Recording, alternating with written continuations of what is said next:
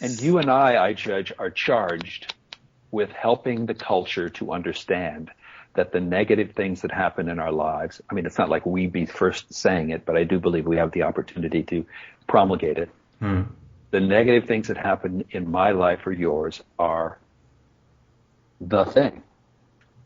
It is what moves us along the path. And that I always say to people when they say, oh man, they would come to me, my yoga students would come to me and say, and they'd start this story of, oh, I had this terrible thing happen and I broke my leg and I had a car accident. I go, great.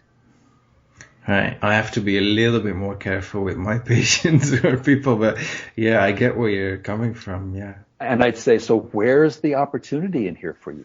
What is it breaking open from this reality tunnel that you have lived in that says you should not have had a car accident or a knee injury or otherwise? And now can you recognize that we are all upside down in a boat trying to figure out why we're drowning? It is because we think the boat is supposed to be right-sized up. And we can, in our own lives, turn the boat to be able to breathe only by letting go of what our expectation of reality is and instead just being with it. Right. So as things happen, the two things that speak to me in the Buddhist parameter is impermanence and entropy. Right. Nothing I am going to ever do is going to stop the breaking down of everything. Nothing I have or think I have is ever going to actually stay in my grip. Right. Those two things alone break me slowly as I actually apprehend them from my illusion that anything I'm doing has any meaning. Right. Now let me challenge you a little bit there, just with an example, right? Say, for example, I'm a woman. I've been through sexual abuse by a family member when I was young for many years. I get into repeated sexual abusive relationships in my adult life. And I have the notion that all men are bad. All men are worthless. They can't be trusted. That's my reality I've created based on my experiences. So I'm meeting you. And I know I'm challenging you with this right now, but what would be how would you be able to help me? I'm in this. How would you help me? I would say, do you want to be involved in a process where I invite you into a different way of being? Right. So right. If you agree that there is intention on your part to leave this reality experience and recognize it for what it is, a teaching opportunity, a learning opportunity, I would then say, exhale and allow the psycho-spiritual chemical shape of all of your thoughts and experiences to stop holding your body in the exact position it's holding. Okay. And as the fear and tension drop from your shoulders, as the belief in your thoughts leaves your body mind, as you start to let go of this is who I am, and that identity you've posted on the wall is no longer the one you turn to see who you are at every moment, but you actually are willing, if you're willing, to stay here with me and see, yes, indeed, I am capable and I do represent all that horror that you experienced. Okay.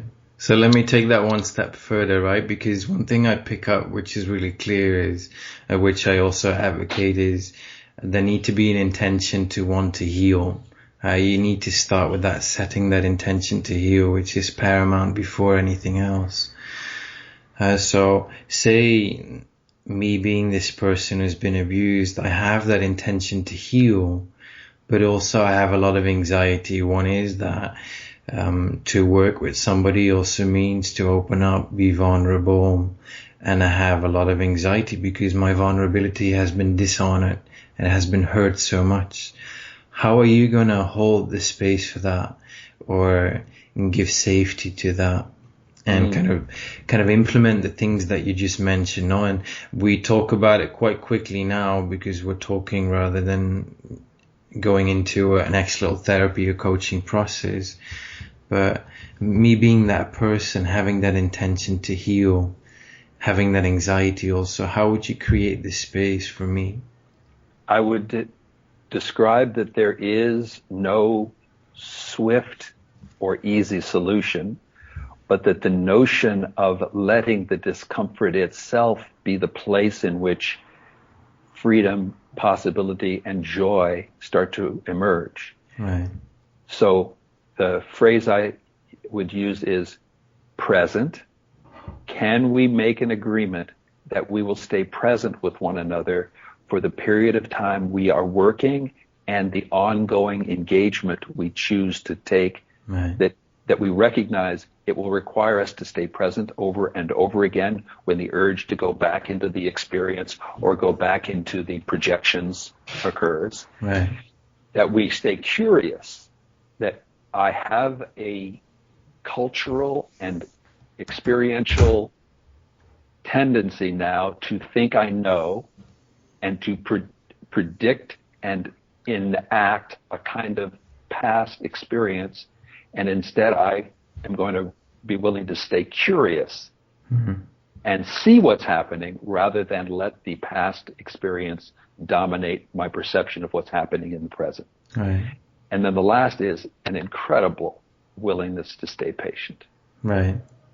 The failure does not indicate the reality. It just is a pointer in the moment that, oh, my past experience is so powerful, it has taken me back again. Can you forgive me? I can forgive you. Right. If you can forgive me. And we step back into present, Right.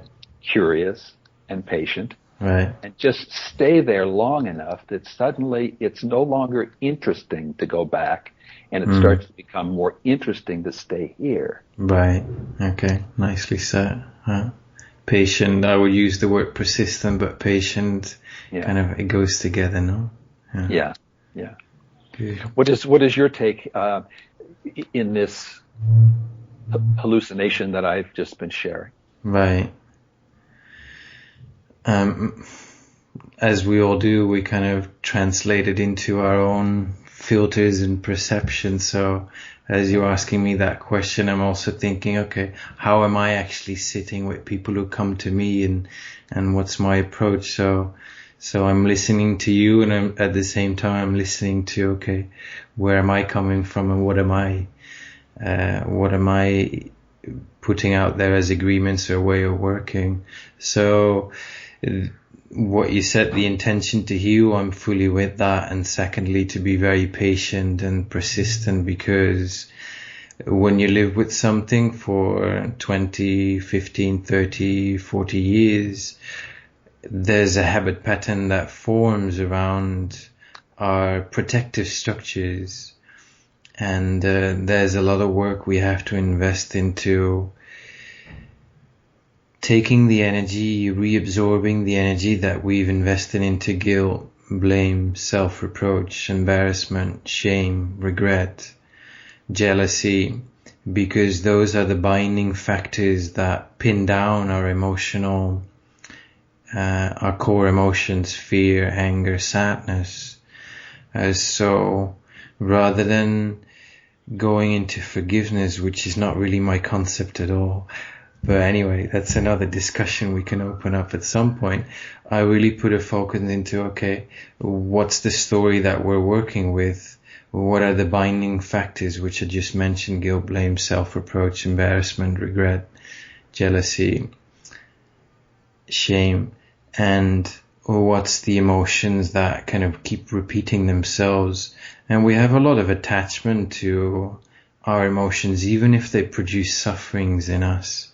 They also produce... Especially maybe. Yeah, and it sounds a bit perverted, but they also give us a sense of safety because they become part of the known. And moving out of or moving towards healing means that you're moving into the unknown. And it needs a relearning of trust. And letting go of control. So they're all big topics, and especially when you've gone through some form of abuse, and the more abuse, neglect you've gone through, the more work it requires.